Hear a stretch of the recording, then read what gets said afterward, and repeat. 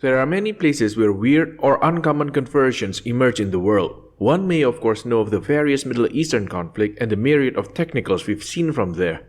But field conversion can emerge from totally different contexts as well. Today, we will cover one from an obscure Eastern European splinter state, Transnistria. Welcome to this Tank Encyclopedia video on the topic of GTMU in Transnistria. Feel free to leave a like and subscription, as well as checking out our website for the full written article this video is based on, and countless others.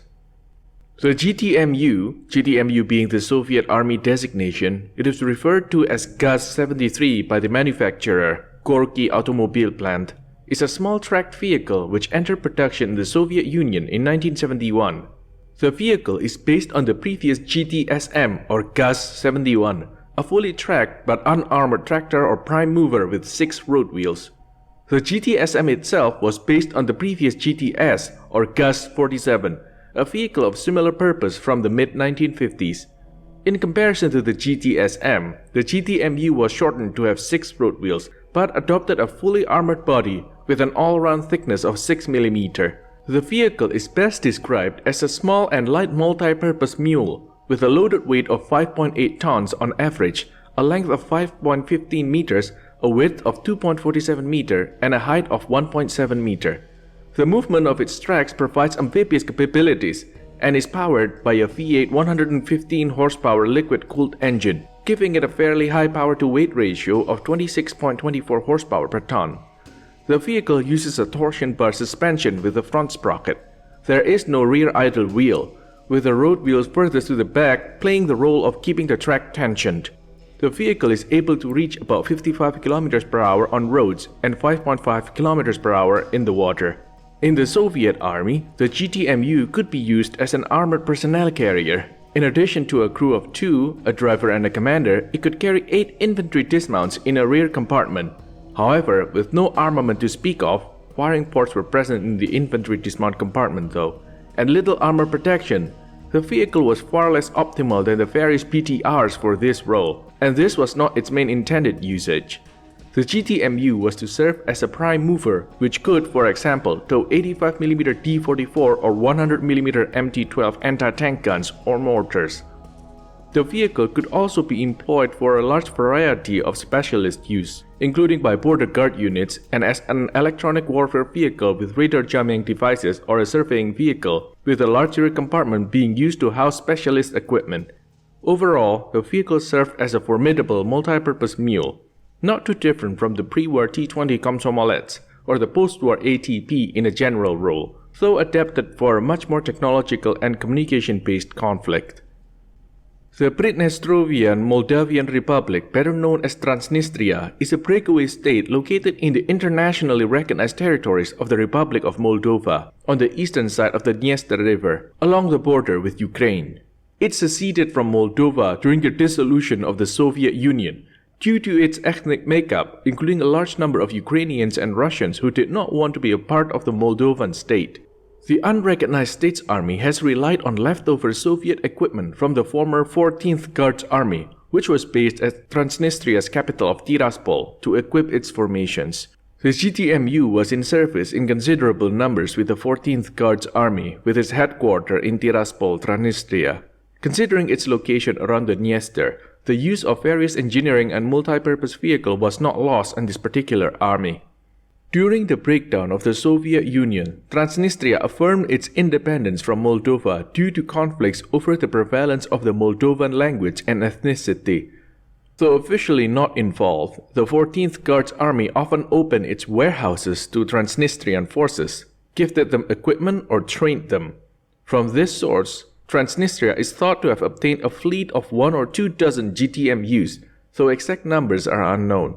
The vehicles are not known to have been used during the 1990 to 1992 war with Moldova. The GTMU was pressed into service with the Transnistrian army to fulfill many tasks which were fairly similar to what was expected of them in the Soviet army. The vehicle has still been regularly used as a prime mover for artillery pieces and mortars. However, the use of advanced jamming or surveying vehicles is rather lost in the Transnistrian military, which struggles to obtain enough basic combat vehicles to outfit its formations. For these reasons, GTMUs were quickly repurposed for other roles for which their small size, decent internal space, and good mobility could prove favorable. The vehicle have, for example, been used as artillery observation vehicle to guide the fire of Transnistrian multiple rocket launchers or as command vehicles. The most recently known Transnistrian GTMU conversion takes a much more direct approach to using the GTMU in an active fighting role. In November 2018, 3 GTMUs converted to operate as fire support vehicles appeared during fire exercises alongside T-64 BVs and artillery pieces of the PMR.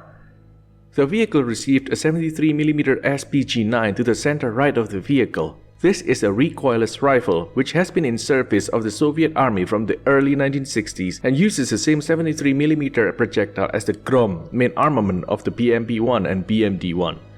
The gun mounted on the GTMU has seemingly kept the tripod used in field configurations. It is used alongside a PGQ-9 optical sight with 4x magnification and can be used with a PGN-9 passive night sight.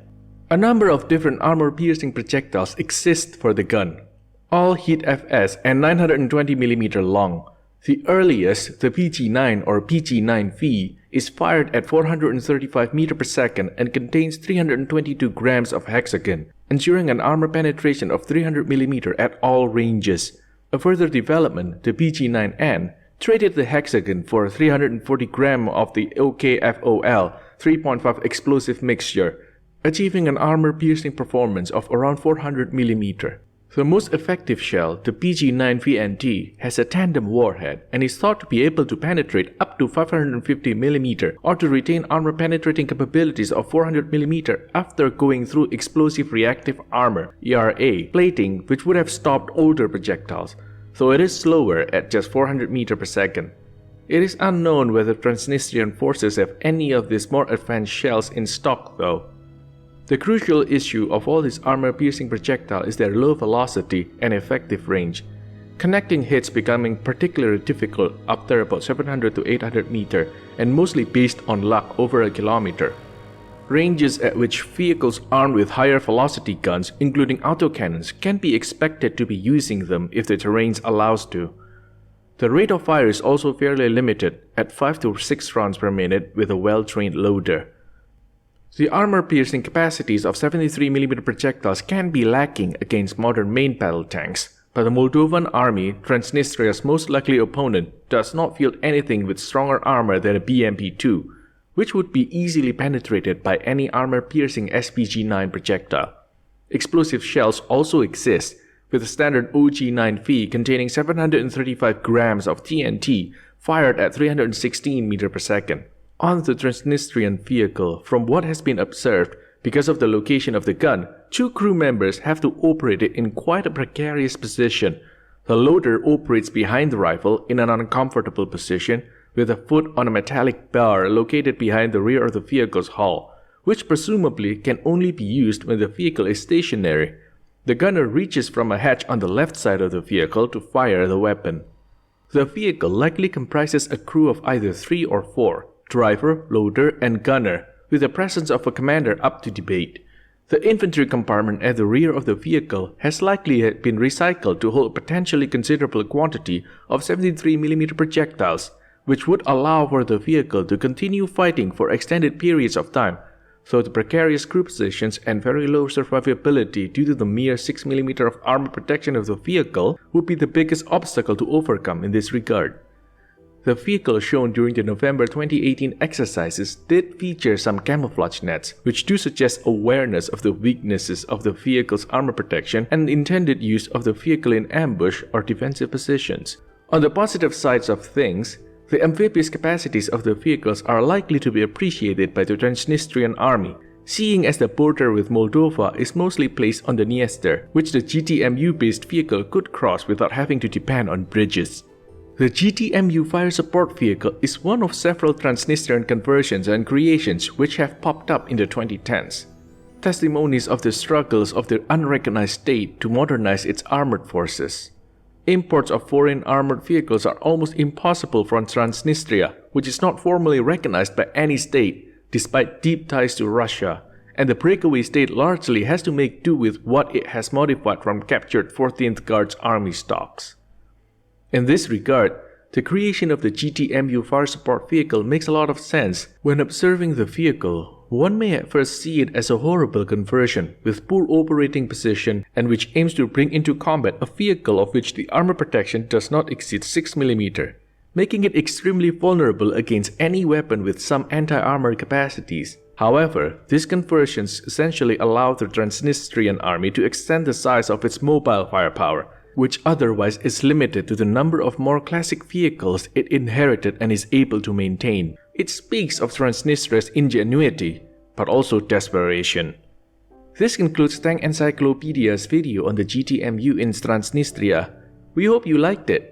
Don't forget to check our website and our Patreon. And until next time, keep us in your sights.